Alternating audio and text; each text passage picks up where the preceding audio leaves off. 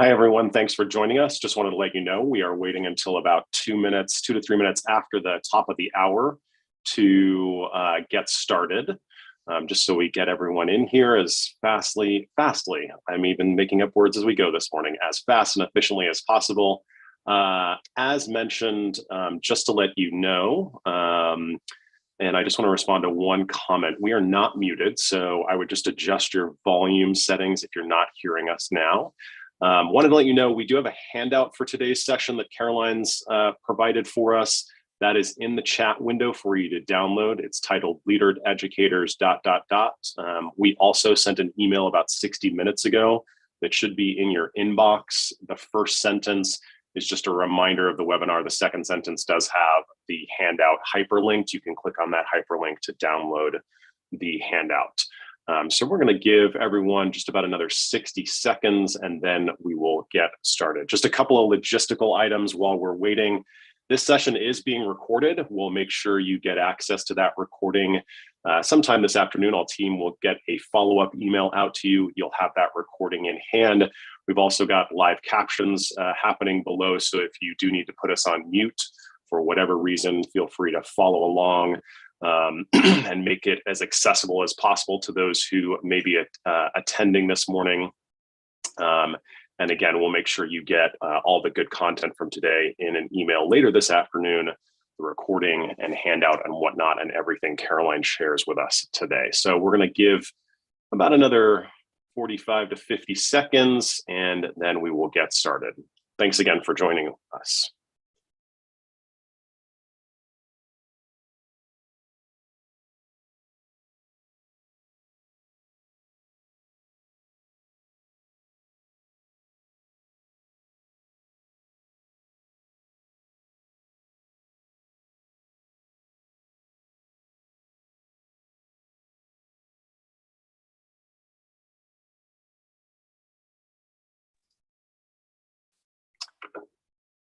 All right, we're about 3 minutes into the hour, so I'm going to go ahead and kick us off.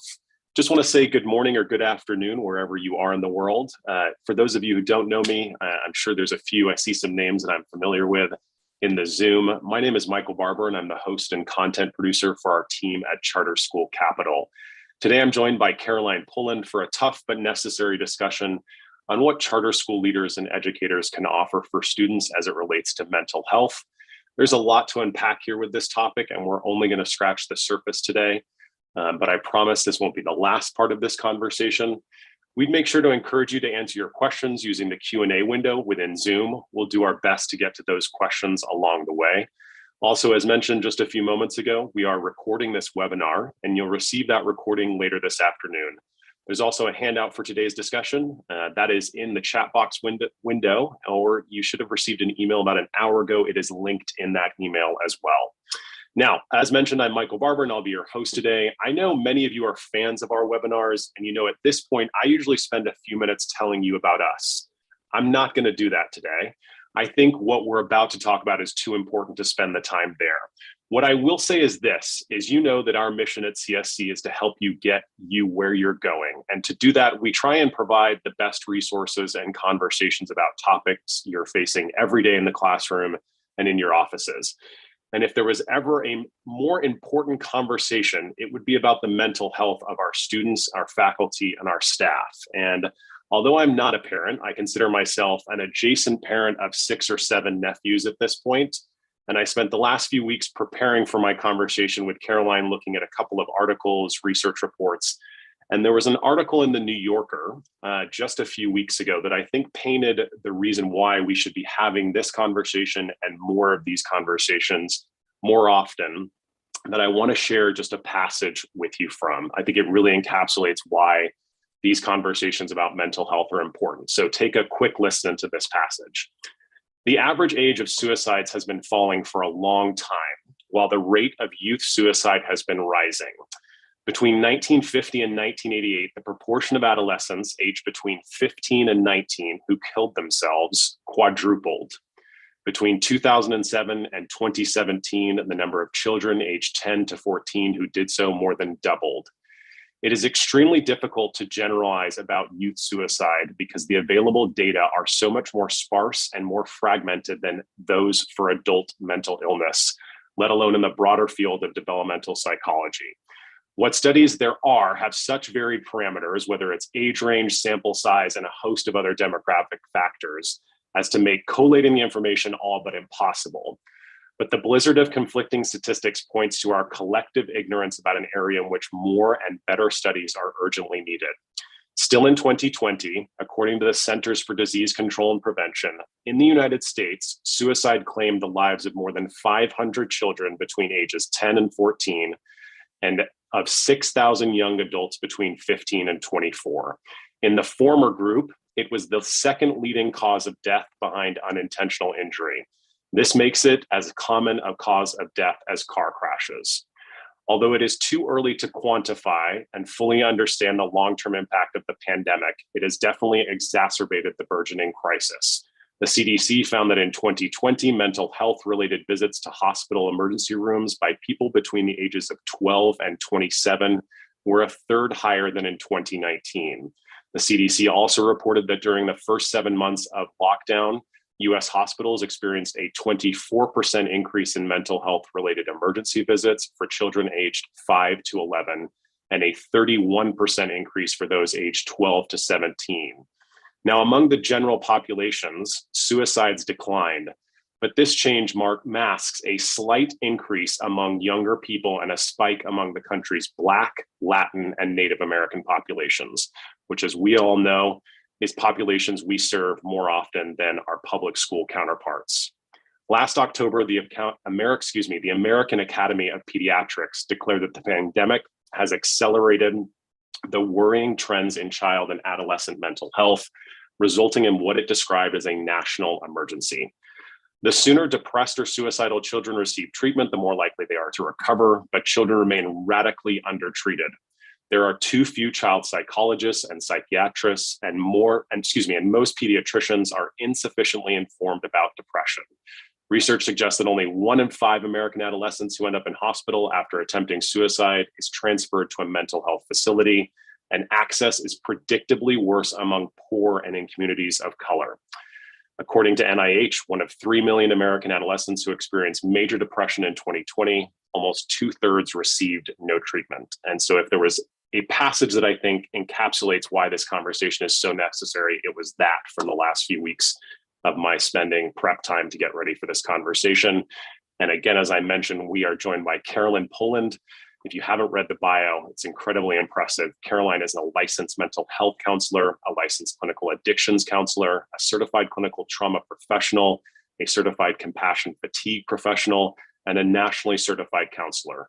She's also trained in EMDR therapy, a form of therapy designed for those who experience distress around traumatic memories and post-traumatic stress disorder. I am ever so pleased to welcome her for our conversation today, and I'm going to turn it over for her for the next 90 or so minutes to take you through her content. Thanks again for joining us, Caroline. Thank you. Thank you so much for that wonderful introduction and really working to frame why we're all here today. I think as we've tried to navigate these waters the last 2 years, individually, we've also been walking alongside students or other kids in our lives, whether they're our kids or we're just adjacent caregivers in some fashion. And I hope today's conversation will be helpful. My hope is to kind of interdigitate talking about ourselves and our own mental health and that of students. So we're going to focus in on what you can do as leaders or as educators and move forward that way. Just a quick disclaimer before we get started. This, of course, is general information, is not meant to be specific advice to any individual situation or person, and it is, of course, not a substitute for mental health counseling. Well, we have several objectives for our time together today. I'm going to talk a little bit about the neurobiology of trauma and survival and how this impacts us as individuals in educational settings, and how this impacts students in the classroom, and how we go back and forth between our own neurobiology and students' neurobiology. I'm going to briefly discuss leadership and how we engage with work through this lens of mental health, talk about how you all in different educational positions or positions of leadership can serve as healthy co-regulators for other employees or students. So I'm going to first lay the foundation and then build towards the roles that you have with students. And then finally share some meaningful strategies that you can use that are very quick as you engage with students or really engage with yourself in educational settings as well. Like Michael said, please use that Q&A box. I'll stop a couple times throughout and answer questions, and we're just going to try to get through as much of this as possible. You know, like Michael said, we're just really grazing the surface of this really important and big topic of mental health. Now, this conversation today might be a little bit of a reorientation for some of you.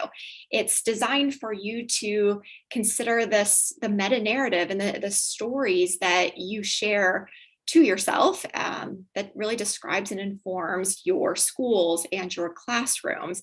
And in part, at least for some of you, it might change the way that you engage with students or engage with your other colleagues throughout the academic setting. And I want to acknowledge reorientations can feel uncomfortable. They can feel a little disorienting. It kind of changes the ground that we stand on a little bit. And so as you listen to this presentation, what I would like to invite you to is a stance of curiosity. So notice what in you leans forward. What do you grab onto? Where do you push away from? What feels uncomfortable? And what's the story behind that? What's the fear or the motivation behind the leaning in or the pushing back? And when we're able to engage with ourselves from a stance of curiosity, we're able to better ascertain and gain awareness of ourselves and how we engage in the world. And this will impact us, of course, as we then go and engage with students. Now, this talk is just one aspect of this bigger umbrella of trauma-informed care. And so I really tried to take this massive trauma-informed classroom series that my business does and whittle this to one aspect of that. If this is of further interest, of course, I would be happy to interact with any of you on this. You have my email or even come back for further discussions. Well, Michael did a great job of framing some of the harsh realities that we find ourselves in. I'm going to share a few stats throughout this presentation. So the CDC just put out a report in their MMWR, so that's available for any of you to look up, that reported that 37% of students experienced poor mental health during the pandemic. Now, of course, our data is always delayed. So we're getting kind of the first part of the pandemic or the second part, but we're really not getting the data of today yet. But during this survey that lasted from January to June of 2021, they found that 44% of students experienced persistent feelings of sadness or hopelessness, 19% had seriously considered attempting suicide, and 9% had actually attempted suicide. Now, of course, significant mental health concerns for students is not new. These have long existed. I started working in the field of trauma-informed care and trauma-informed classrooms before the pandemic. So this is not new, but the pandemic has heightened these problems that have already existed and of course created some new ones. And we're going to look a little bit at that today. But this study found that students who felt close to someone at school had a significantly lower prevalence of poor mental health during the pandemic. They had less persistent feelings of sadness or hopelessness, a decreased chance of seriously considering or attempting suicide. So the main part of this study found that a felt experience of social connectedness is a significant protective factor for student mental health. So it's about students' perception of whether they are socially connected or not. So we're going to look a little bit at that today and what you all can offer in terms of that social connection.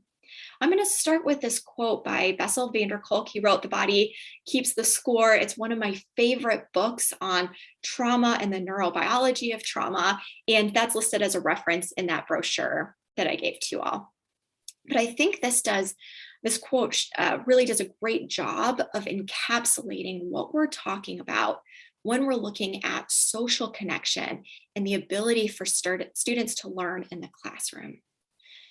And he says this: if an organism is stuck in survival mode, its energies are focused on fighting off unseen enemies, which leaves no room for nurture, care, and love.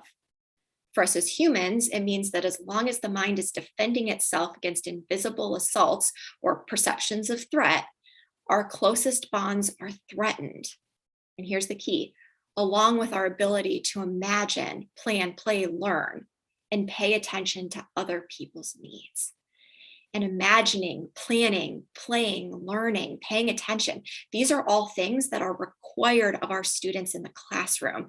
And yet, when we go into survival mode, when we're experiencing trauma and repeated traumas, our ability to do all of these things begins to go away. And certainly, I imagine if we were in a room together and you could share, that you would have a number of stories where you're seeing that this shift has happened over the last couple of years. The reality is that we are whole people, and all of our areas of health are interrelated. And we are now in year 3 of what is considered a global psychological trauma. And the reality is that we do not come away from trauma unscathed.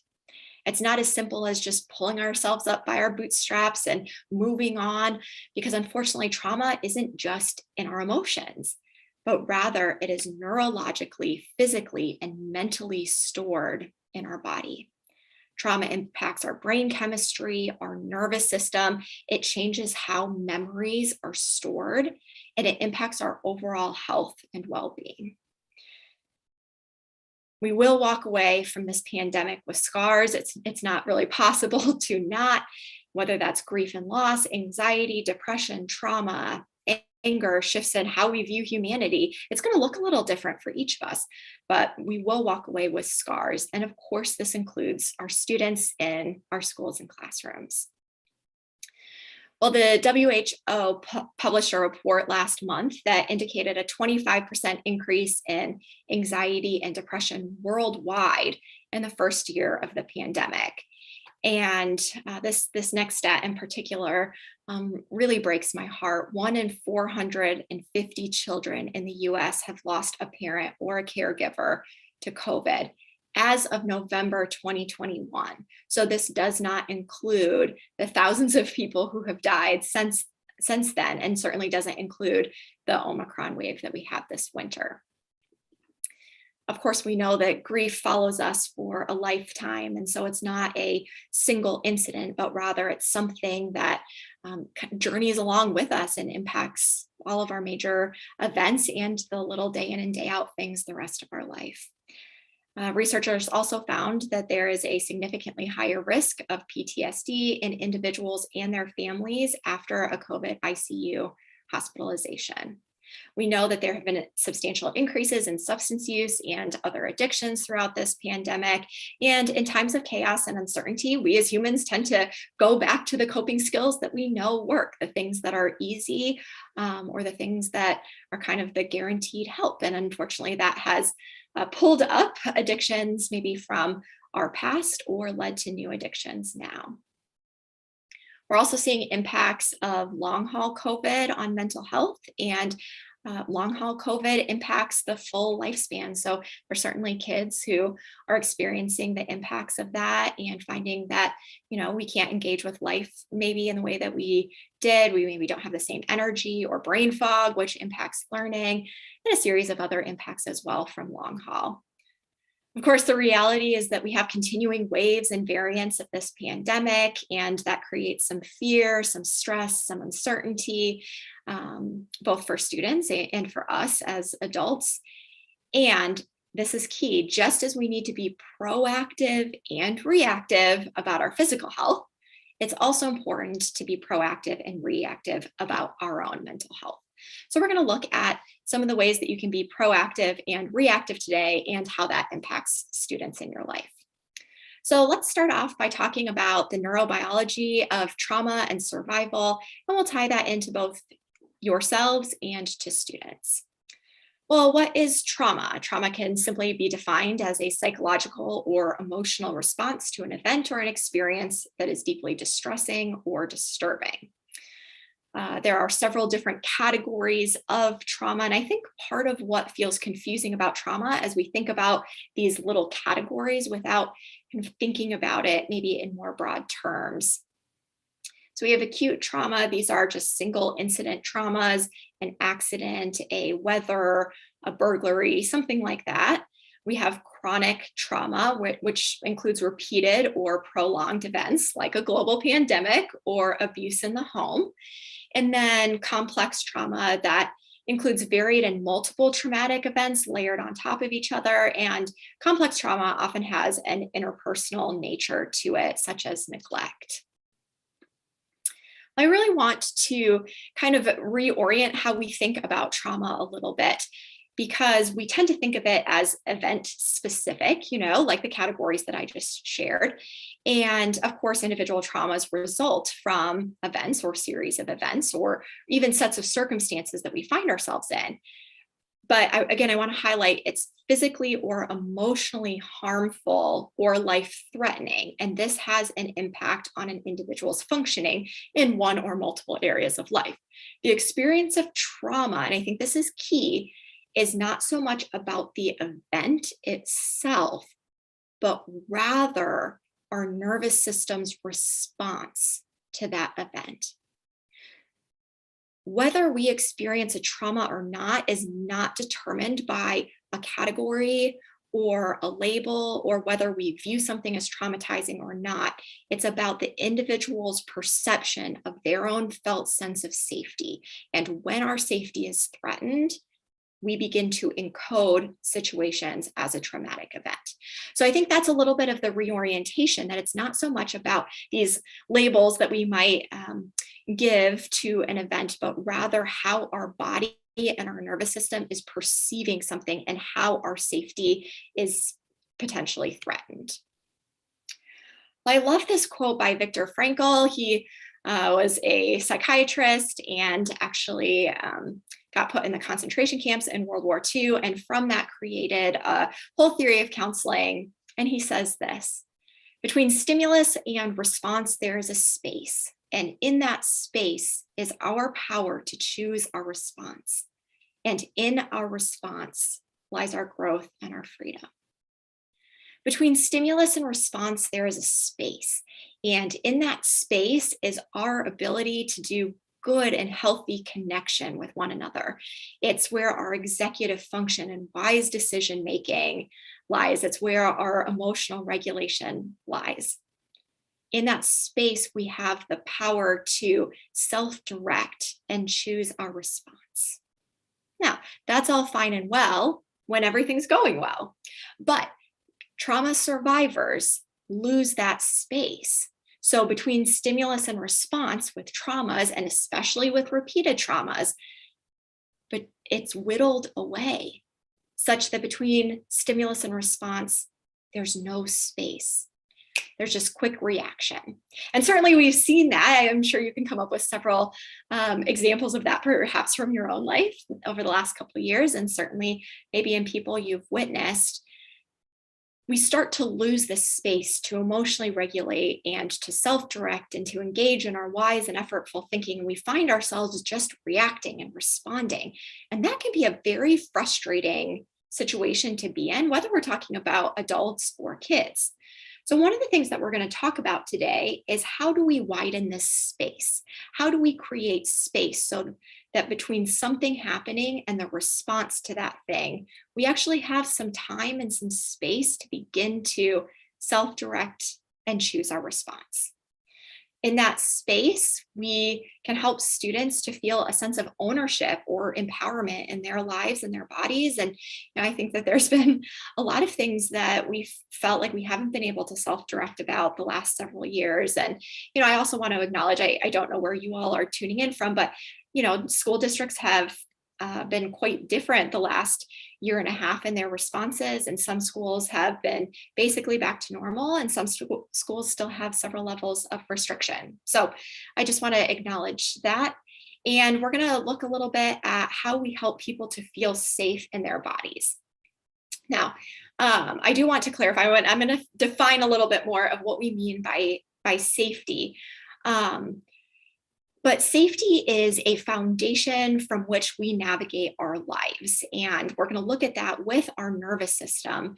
But our felt sense of safety dictates what part of our brain we are living life from, how we connect, how we learn. And so, despite the fact that we can say, oh, safety, and whatever that people might kind of react to with the word safe, our safety, our felt sense of safety is of utmost importance as we navigate our lives, as we navigate situations of trauma, and as we learn.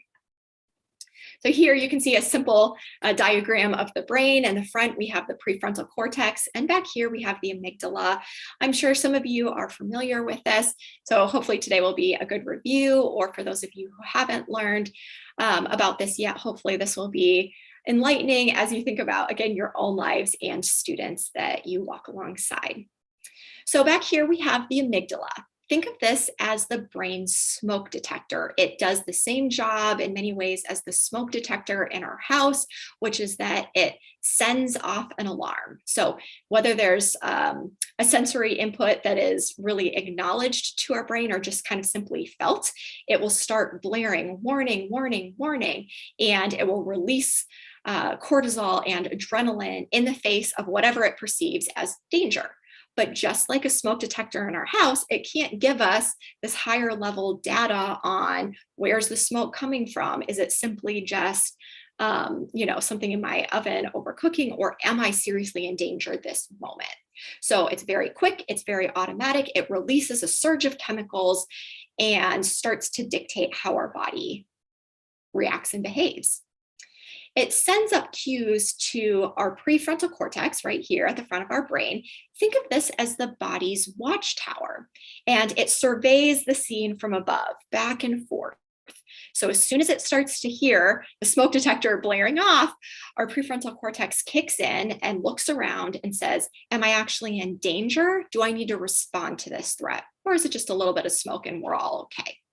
So the prefrontal cortex dictates, what do we do next? Now, we all have this nice balance between the amygdala and prefrontal cortex, and we need both brain structures, of course.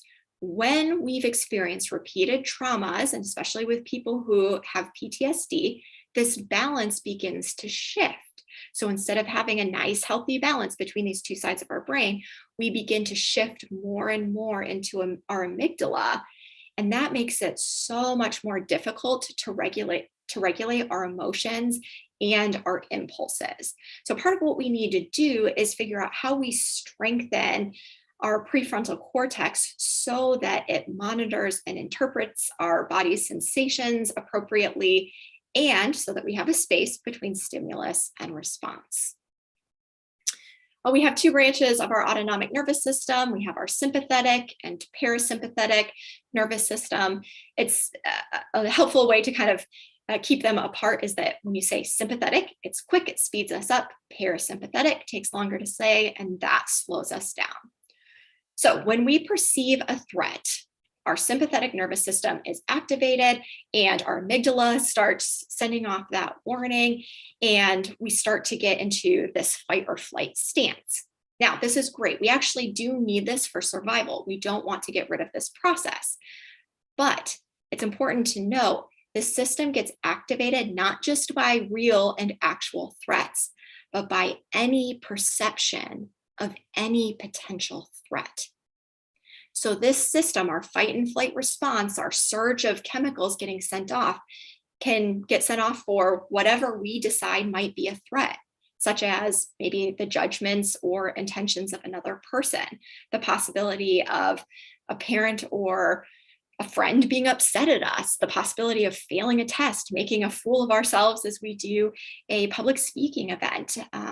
But these are things that kick off our nervous system and send this surge of chemicals, and we start to shift back into our amygdala.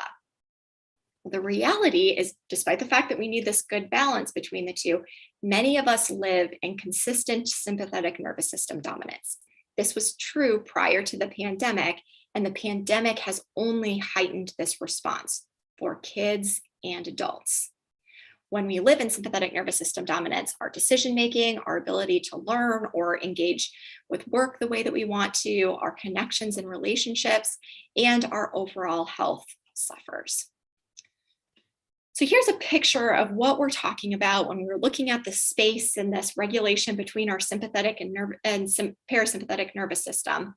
This is called the window of tolerance. Now you can see here, this is the window. And think of the window of tolerance as just the zone or the range in which we optimally function, where we are able to regulate and experience our full range of emotion, but not let those emotions dominate and dictate us. So you can see there's something that happens that kicks off our sympathetic nervous system, and then we begin to settle. Our parasympathetic nervous system kicks in, our prefrontal cortex is able to engage and emotionally regulate ourselves. And so we have this nice, gentle flow back and forth. This is optimal. And this is not the reality for most people, at least some of the time. So in reality, this is often what our window of tolerance looks like. So again, you have this normal range, that window of tolerance, and then we have the area above our window of tolerance, which is hyperarousal, and the area below our window of tolerance, which is hypoarousal. So in hyperarousal, and I've given you the examples of this in that brochure, are things like feeling anxious or panicky, feeling hyperactive, having to run quickly from one thing to the next, an inability to relax, hypervigilance, anger, hostility, road rage, things like that we've moved outside of our window of tolerance and we've gone into hyperarousal. On the other hand, below that window of tolerance, we have hypoarousal. And that's where we start to move into the flatness, depression, disconnection, the numbing out, scrolling on our phones, dissociation, things like that are part of hypoarousal. So instead of this nice ability to move fluidly between sympathetic and parasympathetic nervous system and regulate between the two, it's often this jarring experience where we get anxious and then our body, to kind of cope with that, shuts us down. And then we kind of spike up and we're really angry about something. And then we just go into disconnect. I don't care. Shut down, walk away. And so these are examples of us getting outside of our window of tolerance. And students do the same thing. So I want you to look at this for a minute and start to think through some of the kids that you've interacted with and examples of hyperarousal and hypoarousal that you've seen.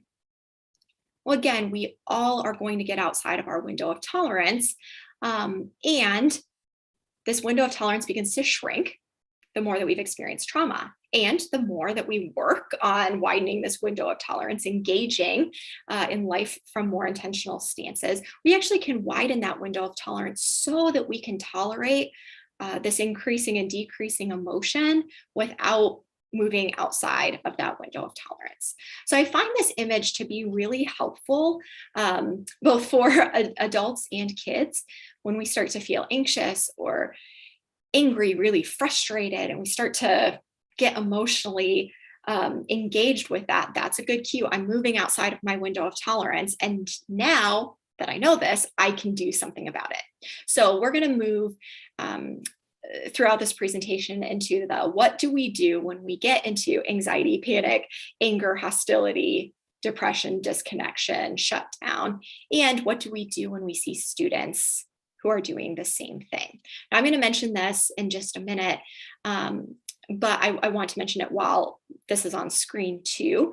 A lot of the behavioral issues that we see in students are not necessarily the root issue.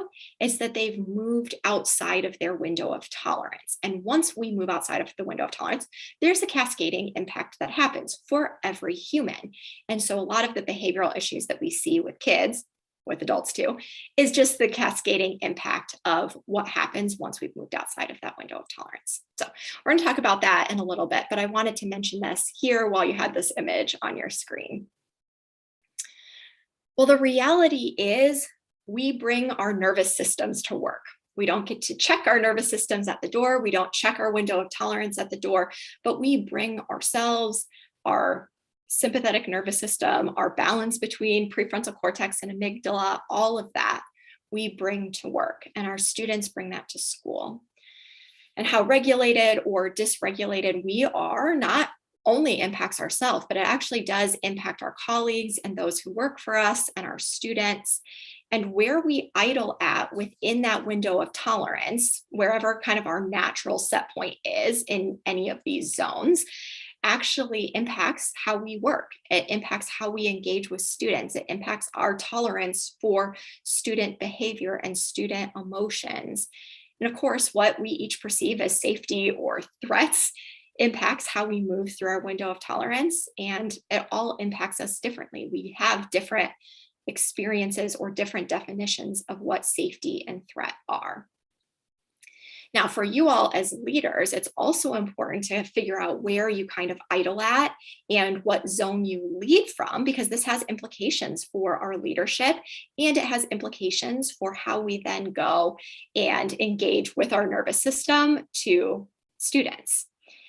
The other thing I want to mention is how well we can identify what triggers us. So think about that initial thing that sets off either the nice rolling up and down between the window of tolerance or moving rapidly between hyper and hypoarousal. When we can identify what that trigger is and what happens after we're triggered, impacts our health and our well-being, and of course impacts students and colleagues as well. So one question that I really like when we're talking about piecing together this puzzle of our own window of tolerance or students' window of tolerance and the impact of that is, what happened when blank, insert the trigger, and what happened before that, and what happened after that. So we're starting to put these puzzle pieces together. These are great ways that you can be curious for yourself, and really great ways that you can engage with students and helping them to figure out what their trigger is and then how that impacts their body and the natural cascading impacts of that. Well, how do we widen our window of tolerance? There are a number of ways that we can do that. Like I said, gaining awareness. What causes you to move outside of that window of tolerance? When we have reactions, meet those reactions with curiosity, because we can't change what we don't know. Physical movements really impact us. We're going to talk about that in a little bit. But exercising or breathing paired with movement is very helpful in bringing us either up a little bit or down a little bit, moving us into that window. Social engagement and connection. Go back to that research that I shared from the CDC at the start. Our felt experience of connections is one of the biggest protective buffers around our mental health. Of course, engaging with counseling is helpful in learning how to do that. If you have a religion or spirituality that you find helpful, engagement with that can really help to widen that window of tolerance. Practices of self-compassion. Kristen Neff has a lot of good research out there on that. Gratitude, practices of gratitude are really practices of the both and. Right? Gratitude isn't meant to take the hard things away. This is not toxic positivity, but rather it brings the things that are going well or that we have in our lives alongside the things that are painful and hard and difficult. And it's the rhythm of both and, where we learn to hold both things together.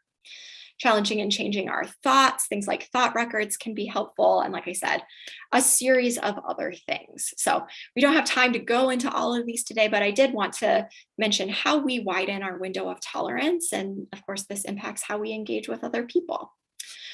So if you can get out that brochure, whether you printed it out or pull it up on your computer, and I want to give you just a couple minutes to pause and to think through some of these questions here. So I'll give you a couple moments of quiet, and at the same time, if you have any questions about what I just talked about, if you want to drop that into Q&A, and I will be happy to pause and answer those questions as well. So if you have questions, drop those in, and otherwise I'll give you a minute or two to pause and think through your own window of tolerance and some of the students that you work with and their windows of tolerance.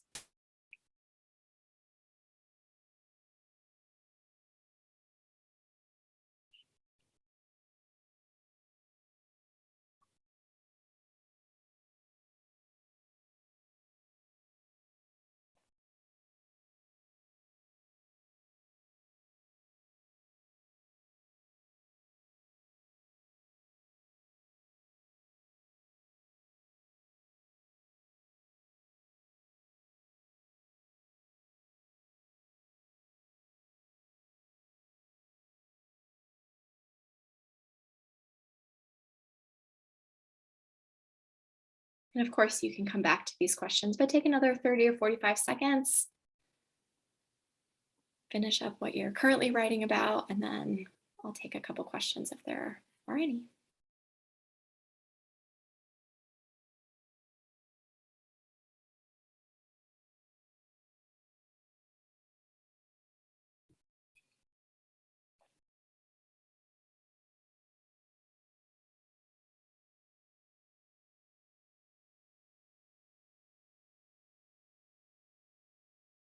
All right, and are there any questions that have come through so far?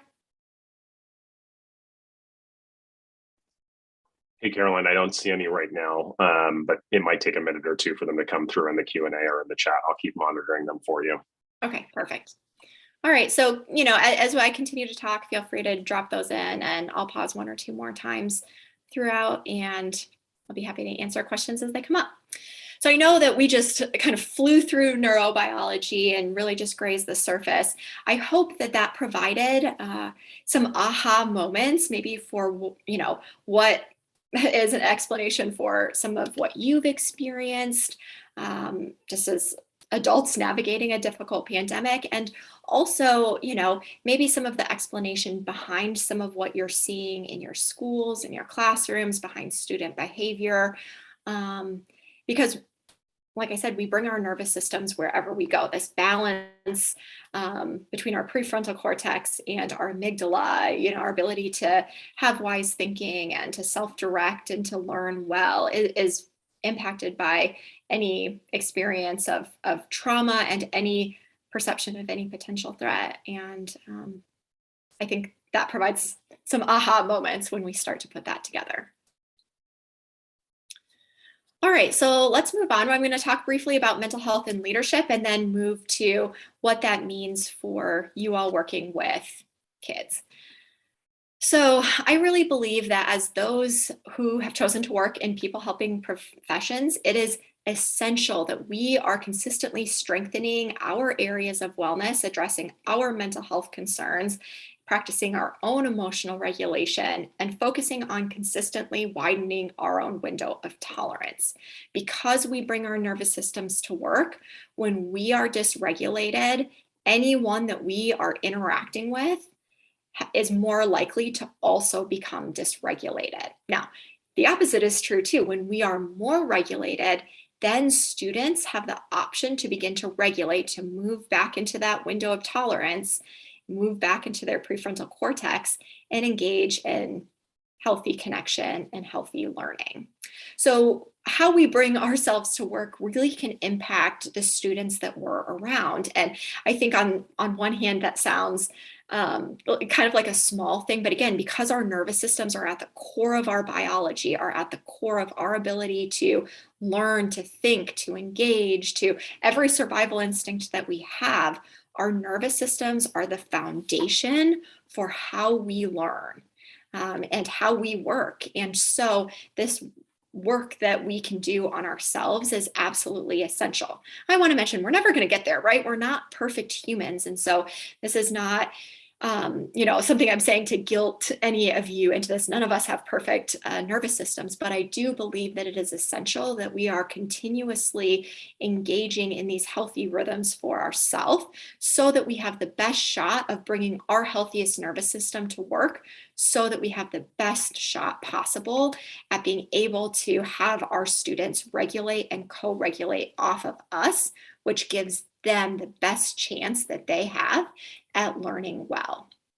I've used these terms, emotional regulation and dysregulation, so I want to pause and just define that for a moment. Think of emotional regulation as just the ability that an individual has in regulating or engaging with and managing their emotional states.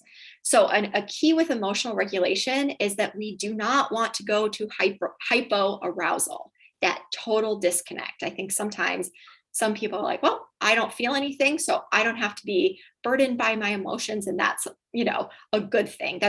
That's moving outside of your window of tolerance as well. Our window of tolerance and healthy emotional regulation means that we're acknowledging our emotions, that we're engaging with our emotions, and that we are able to tolerate or engage with our emotions. So think of emotional regulation as just staying within your window of tolerance. This definition of emotional dysregulation is from the Australian Institute of Family Studies, looking specifically at kids.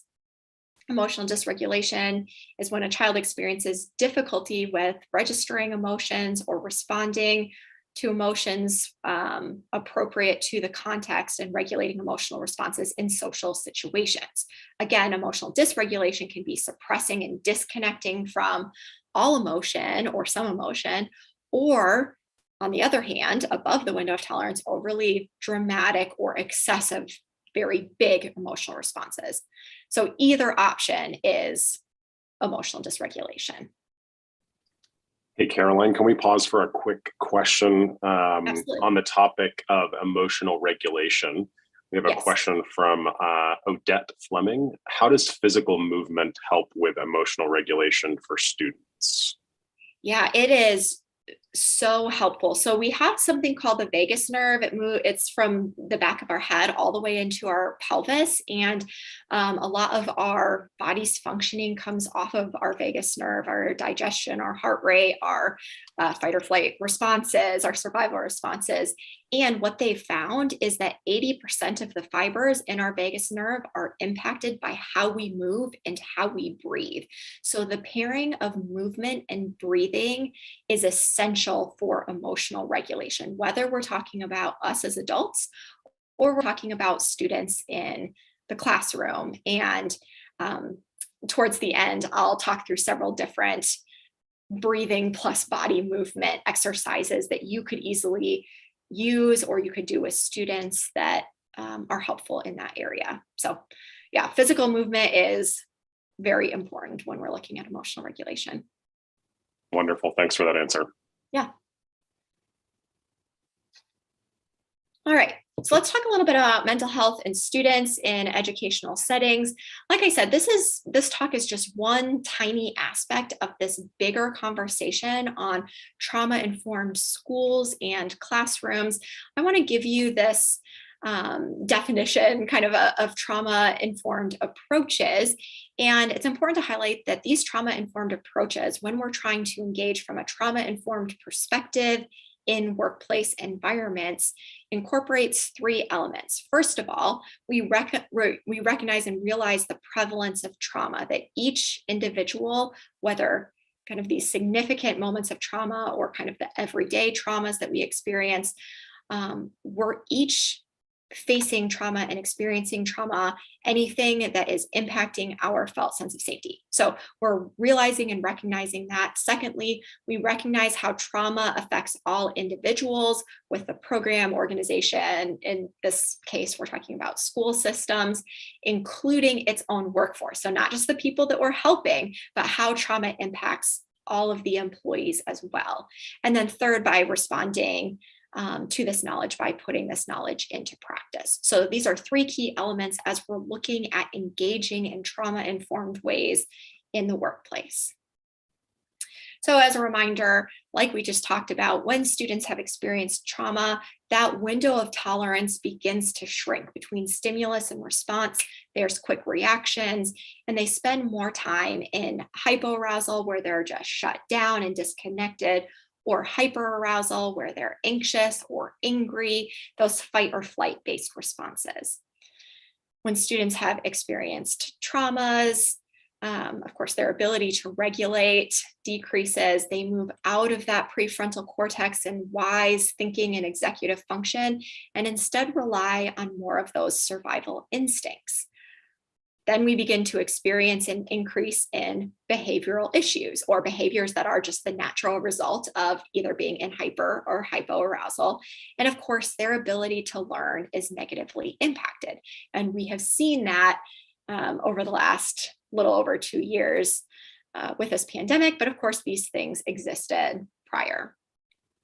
Now, I mentioned this earlier when we were on that image of the window of tolerance, but I think one of the greatest gifts that we can give to students is to shift our experience or our perspective, our definition of disobedience, and instead shift that from a behavioral issue to survival.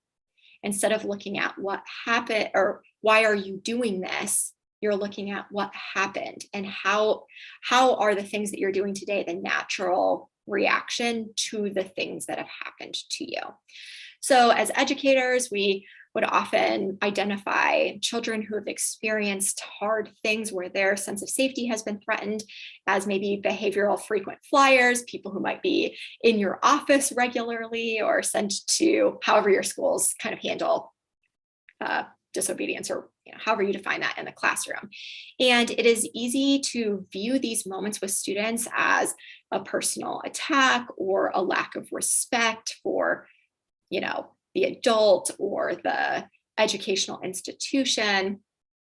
And again, I want to challenge you, like I said, with this reorientation to kind of shift your perspective that these kids are simply operating outside of their window of tolerance, and they need trauma-informed environments to meet their unique challenges and needs. And again, this was true prior to the pandemic. And now, of course, this includes every student in classrooms in academic settings.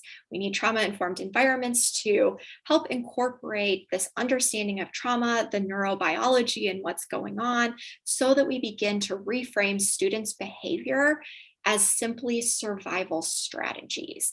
And when these things are survival strategies, it's far easier to begin to shift behavior because we can give new survival strategies. And we can begin to strengthen this balance between prefrontal cortex and amygdala such that they don't even need their survival strategies as often.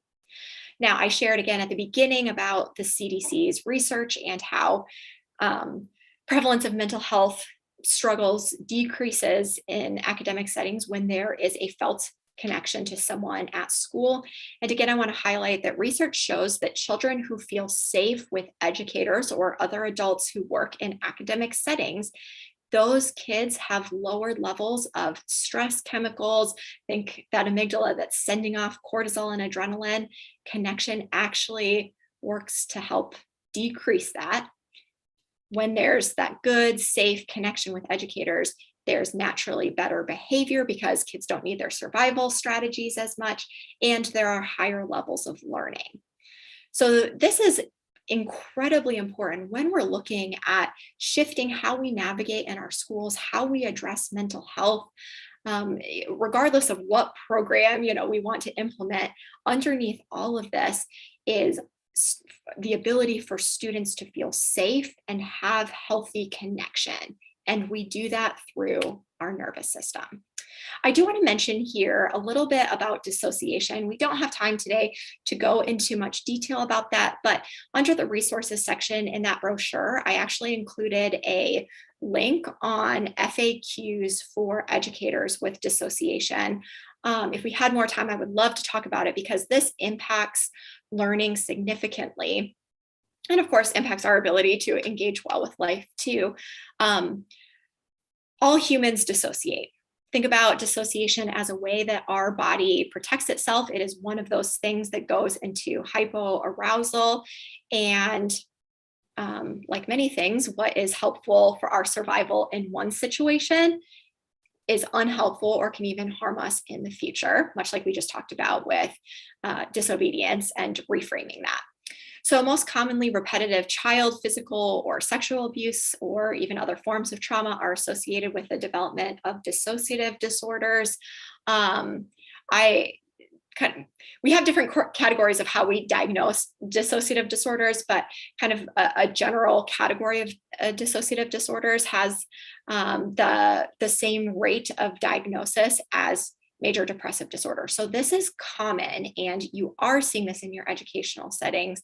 And again, I'm sorry, I don't have time to go into more detail about it today, but I want to highlight that this is important because it impacts students' abilities to learn, because with dissociation, we are not staying in the present here and now moment.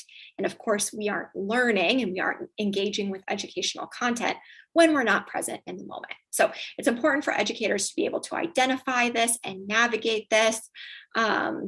And in the trauma-informed classroom series that I do, I talk about a grounding kit for dissociation. So I just wanted to plug this briefly as something that's important.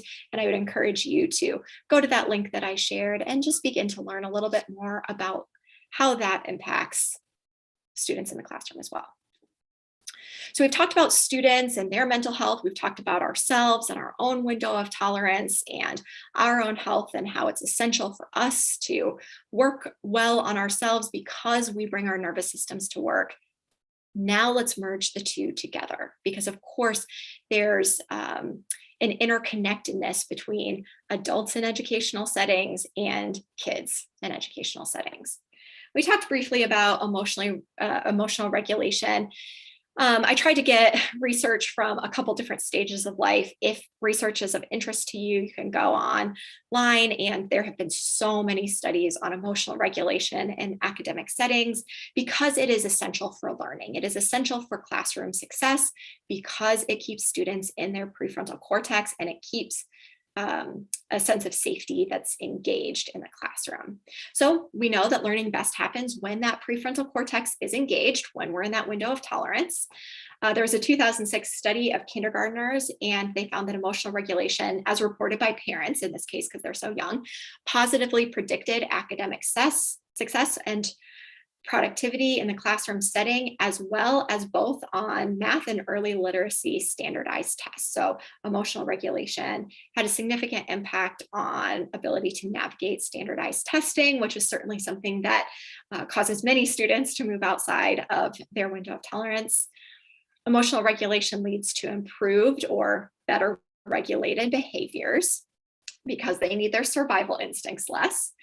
Emotional regulation leads to improved or better regulated behaviors, such, again, throughout the lifespan of educational settings. This study looked at third graders with what they defined as elevated behavioral and social classroom problems. So this connected back into that slide that I shared about our shifting perspective on disobedience, and looked at different interventions around socio-emotional or emotional regulation skills. And in this 4-month period of the intervention, they found that there was a 46% mean decrease in disciplinary referrals and a 43% decrease in suspensions. And so when we look at emotional regulation or how we bring our nervous systems into academic settings, it has significant cascading impacts. And finally, I looked at medical students. So this is, of course, the upper end of the whole educational spectrum.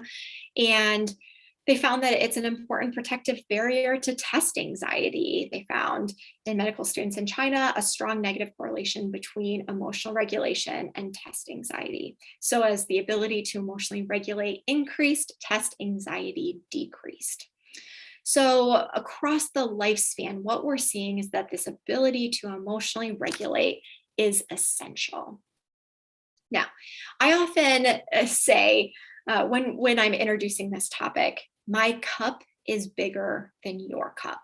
And I think this stance is really important when we think about what we can offer to students, because of course we can't, we have our responsibilities. We can turn things into CPS, we can, do our due diligence and having important conversations with students, but we can't take all hard things away from our students. We can't change some of the hard realities about harassment or discrimination or racism in the moment, right? We can work on the big picture structural issues, but we can't always save students immediately from what we want to save them from. But what we can offer them is a bigger cup than the cup that they have. And what I mean by that is this idea that we have a certain size cup that holds our ability to emotionally regulate. And I'm sure that you can understand this feeling of like, I'm at the end of my ability to cope. Like I have experienced too much today, right? I'm going to go shut down and I'm out on my phone, whatever that is, because it feels like my ability has been surpassed to deal with these hard things. And that's a good cue that our cup is overflowing. Now, as adults, we have a bigger cup, ability to handle hard things, difficult emotions, a window of tolerance that's hopefully a little bit wider. And so when a kid has to experience something that is bigger than their cup, we can come alongside and say, you're not alone. I'm here and I can hold some of this for you. My cup is bigger than your cup. And when we can offer this idea to students, this begins to change everything, because now they're not trying to emotionally regulate on their own. They're not trying to navigate their survival instincts on their own, but they have an adult who's coming and bringing a sturdy cup to them and saying, let me take some of this from you. I'm here, you're not alone.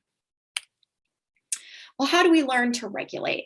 Of course, babies can't regulate themselves. And so caregivers regulate for babies and for infants and toddlers. And, we feed them, we change them, we provide all of their needs for them.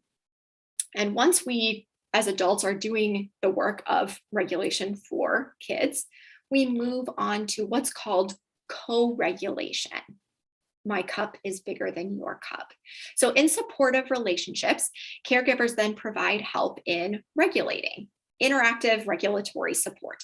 You're not alone. I'm coming alongside of you. I'm bringing my nervous system and my window of tolerance, and I will help you to regulate in this situation.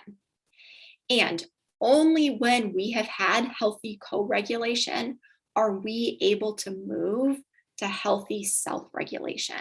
So just because we've hit adulthood does not mean we have the ability to self-regulate well. We have to first experience healthy co-regulation. We have to be taught how to self-regulate. We don't just stumble upon it. It's not something that we just suddenly develop. And so it is essential that students, that kids are by multiple adults given this opportunity to have this interactive regulatory support where adults come and say, it's okay, you're not alone. I can come alongside of you. I can help you regulate. I can help you hold these hard things, and we will do this together. Now, I do want to mention that we are going to continue to have a need for healthy co-regulation across our lifespan at certain times in certain situations, but over time, the intensity and frequency with which we need that does decrease. I do want to highlight predictable, responsive, and supportive environments help to promote healthy co-regulation and self-regulation. Again, this highlights the need for us to bring healthy nervous systems to work, because once we move outside of our window of tolerance, we become less responsive. We become more unpredictable. We're able to provide less supportive environments, and that takes away from healthy co-regulation. It takes away from their ability to self-regulate. And then that leads to the series of behavioral and academic issues. So we have this process, all of us as humans, that we are regulated as babies. Then we have healthy co-regulation. And finally, we learn to self-regulate. And of course, this is what we want in our academic settings as well. So as adults in educational settings, as adults who I'm sure you have sat over the last couple of years and just felt desperate for what can we do? What can we give to our students? And the most powerful thing that we can offer to our students is us as healthy co-regulators. When we offer ourselves as healthy co-regulators, when we offer our ability to hold emotion and help them regulate, it begins to change everything for our students. It allows them to regulate in the moment, and it gives them the necessary foundation so that as adults, they have the chance to be healthy as well. And it's a very cool process to watch happen, because it sounds so simple, but it's the foundation with which we engage in relationships, our health decision making, with students, or marriages or relationships, partnerships in the future, and our success at work. So how do we become a healthy co-regulator? How do we do this? I shared earlier some of those simple ways that we are continuously working to widen our own window of tolerance. The more that's expanded, the more that I can hold for students, the more I can handle the distress of emotions, and the more I can stay grounded and regulating so that students, or even other adults in my practice sitting across from me, have the chance to regulate.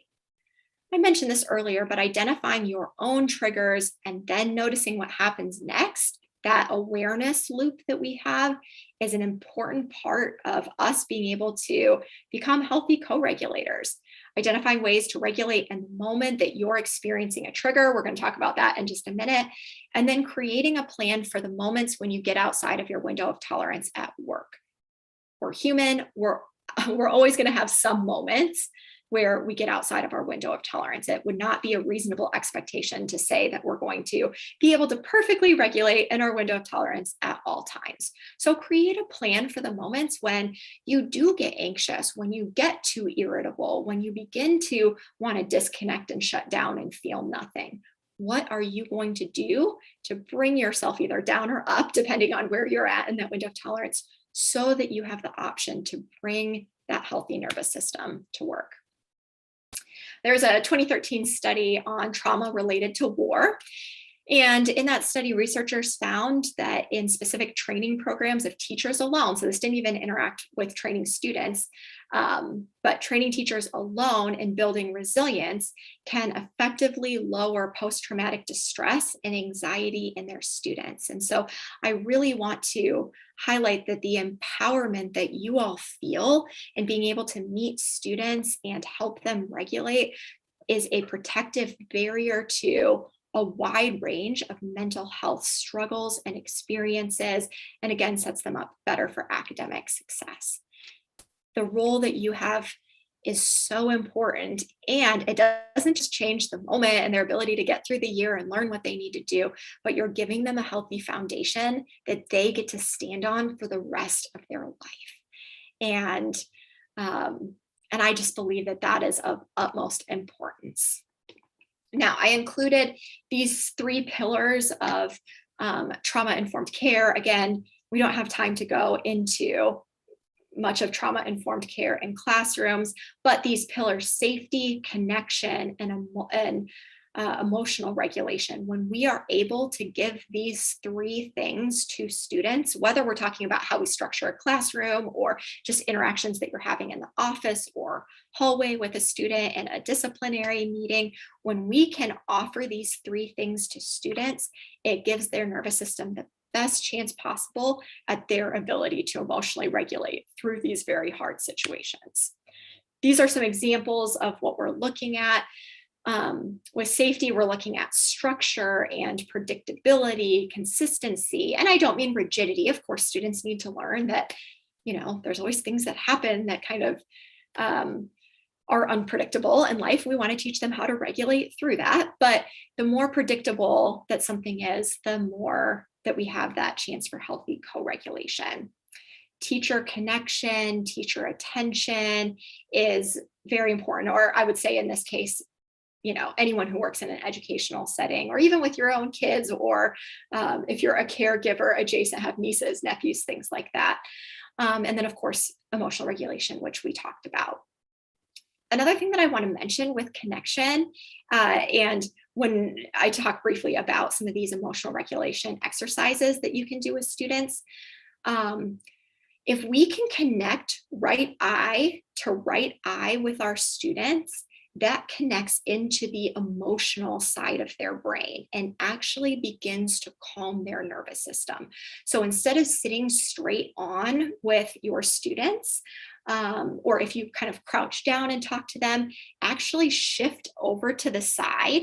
And what you want is going left shoulder to left shoulder. So when we do that, left shoulder to left shoulder, we have to turn our head slightly. And now we're connecting right brain to right brain. And this actually starts to change emotional engagement. So that's a little hack, so to speak, on how to just do something very simple that begins to shift brain biology and shift brain connection. So you can look through that just briefly. And let's jump into some of these very simple emotional regulation strategies. Now, teachers could use this. You all who work in offices can use this. You can use this with your own kids, nieces, nephews, and you can use them for yourself. So these can be part of your own plan for moments that you get outside of your window of tolerance, and can be in your toolbox that you pull out in a moment where you're meeting with a student who is more, back in their amygdala or struggling to regulate. So the first one here is simply orienting to safety. Now, some of these, I talked about that vagus nerve that runs along our spine. And many of these are going to involve some level of breathing and body movement, again, because that helps us to regulate. So if you want to do these along with me, if you're in a place that you can, this first one is called orienting to safety. And what we're going to do is just simply slowly look left as we inhale, and then exhale slowly as you look right. And you just go back and forth. So of course you could do this in a meeting. You could do this in the hallway, walking down with a student, if you're frustrated and need to get a little regulated before you meet with them. And what we're doing is just engaging down that vagus nerve and slowing our breathing down. So that's a nice, easy one to do. Underneath that, I put identifying a safety anchor.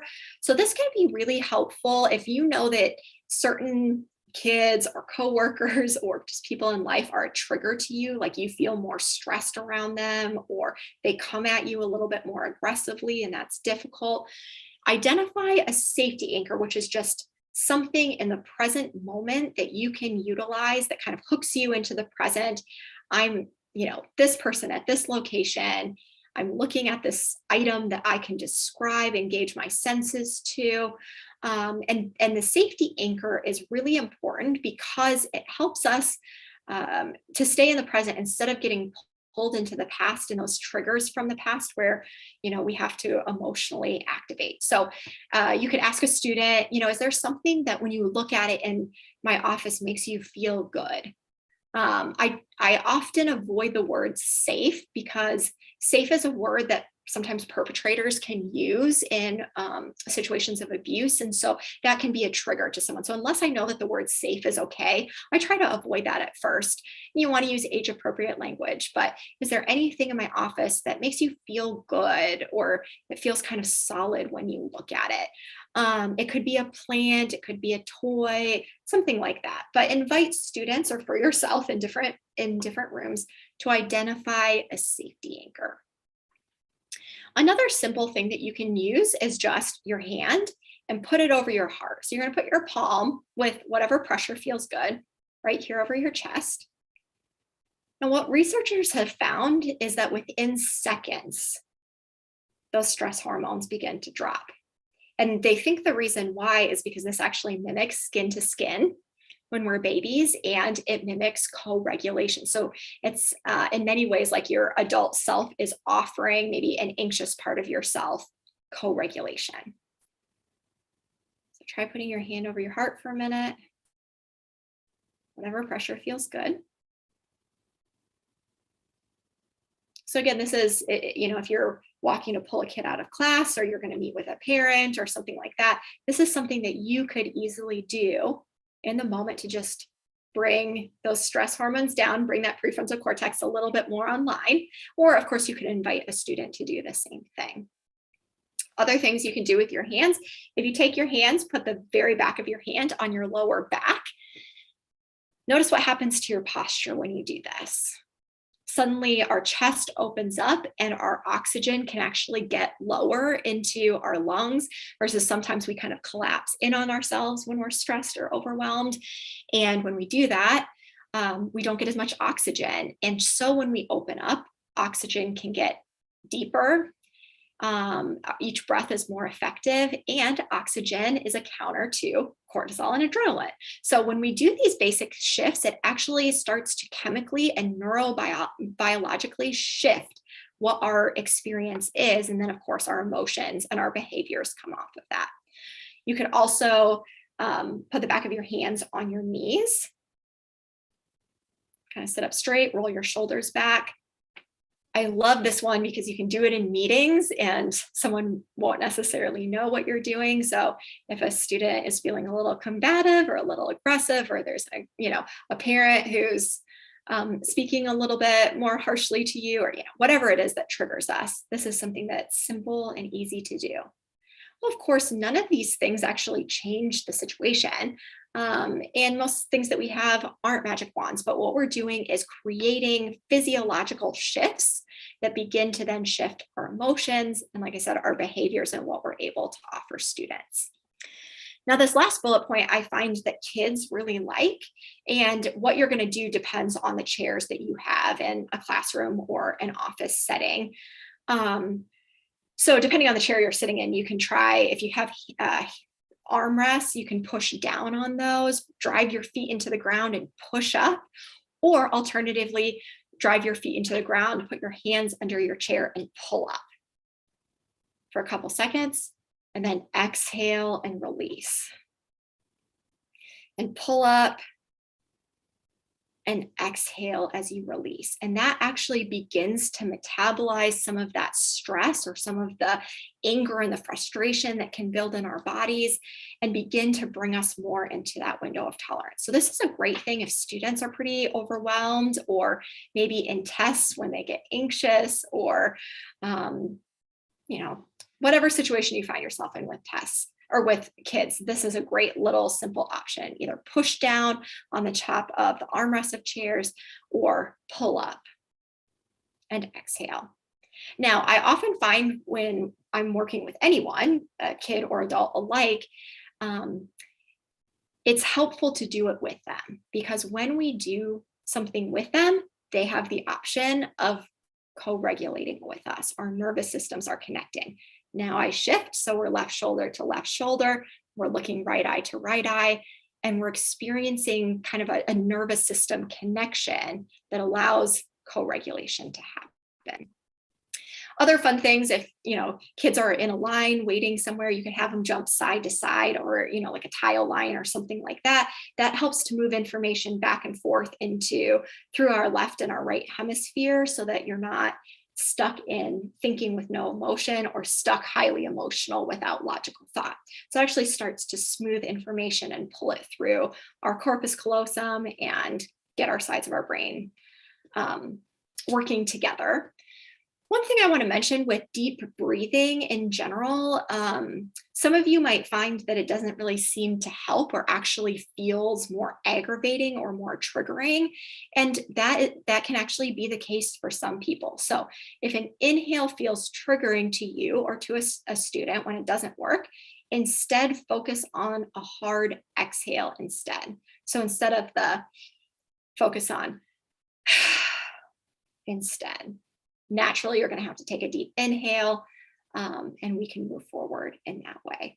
So these are just some simple little things that you can do that allow you to shift your nervous system, that will, in doing them with students, will allow students to emotionally regulate as well. The reality is that none of us are trauma immune. We are living in a hard and difficult world. There's hard, painful realities. There's grief, there's loss, there's harassment, there's all sorts of things that happen. And none of us are immune to trauma. And if we don't deal with that, that can negatively impact the people around us. And the great other side of that coin is the more that we address and heal our historical trauma, the more that we are protecting ourselves and our nervous systems, the more that we protect ourselves from secondary trauma as we listen to hard stories and hard situations with students, and the more that we protect ourselves against burnout. And the healthier that we become, and the healthier that we can engage with students. So the more that we address our own historical trauma, the more that we work on our own nervous system, the better able we are to come alongside and say, my cup is bigger than your cup. So I want you to take a couple minutes here, and there's a spot again on that brochure. What are 2 things that you want to take away from this talk today? I know we covered a lot of material. So what are 2 things that you want to take away? And what are 2 ways that you can implement a takeaway?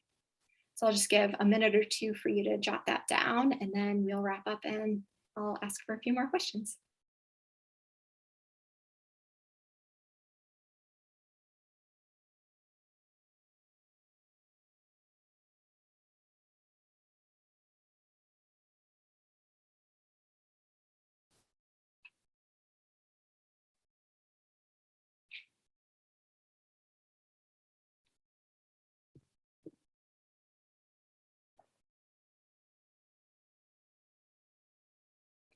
And again, you can take this with you, and think a little bit about what you want to do with that, right? We can't implement everything at once. So break that down into something more manageable, and we can look through that. So I have a couple more slides, but is there a question that I can answer right now? I don't see any questions yet, but I just queued them up. We did just get a really lovely message from Odette. I love that my cup is bigger than your cup because it allows my student and I to feel on the same level. It feels non-judgmental. I love that perspective. Yes. As you're wrapping up, Caroline, I'll monitor the Q&A and hop in if we've got a few questions before we wrap up. Yes. Yeah, I want to just spring off that comment. And thank you so much for sharing that. I think that's one of the things that I love about understanding the neurobiology of trauma and coming alongside nervous system to nervous system, because it doesn't matter what someone has done, how they've behaved. I am on the same level. I'm a human who has to work on my window of tolerance and my survival instincts, and you're a human who needs to work on your window of tolerance and survival instincts, and we can journey alongside each other as we do that.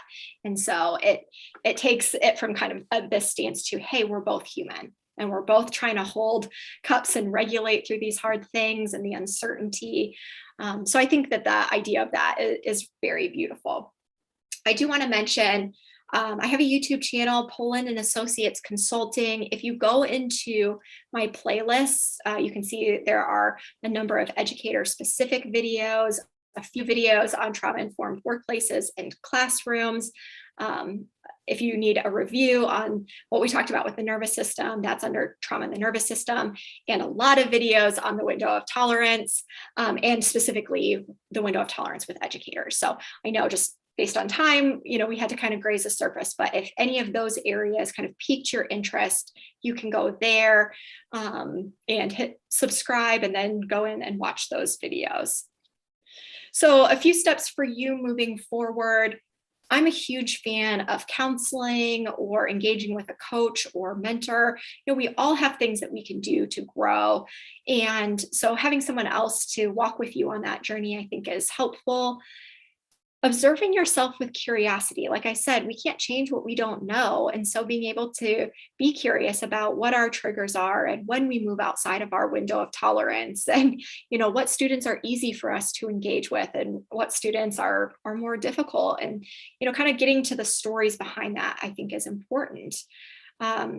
Really working to kind of create that plan for yourself that I talked about that allows you to continue to widen your window of tolerance, and then what you're going to do when you get outside of that. Remember to have fun and do things to recharge. We don't have a very big cup when we have no energy, and so do things that feel really life-giving to you, whether that's getting outside in nature, reading a book, having these healthy connections with people, exercising, physical movement, do things that are fun. And then remember what you have to offer students outside of educational content. we can offer students an education. And yes, that is important. They need to learn math. They need to learn, grammar and writing and spelling. They need to learn all of these things.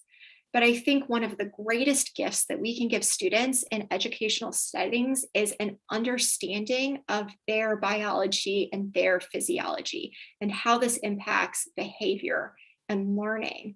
We can offer them ourselves and our own window of tolerance so that we can co-regulate with them. We can offer them our cup where they are not alone in their emotions, where they can learn how to regulate these things and navigate learning.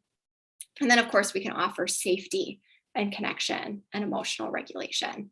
And underneath all of that, these are the things that we need foundationally to have a healthy life. So you can see my email address here. If you have other questions after today, feel free to email on my website. And like I said, my YouTube channel, you can go there and find all sorts of other content as well. So are there any questions that came through?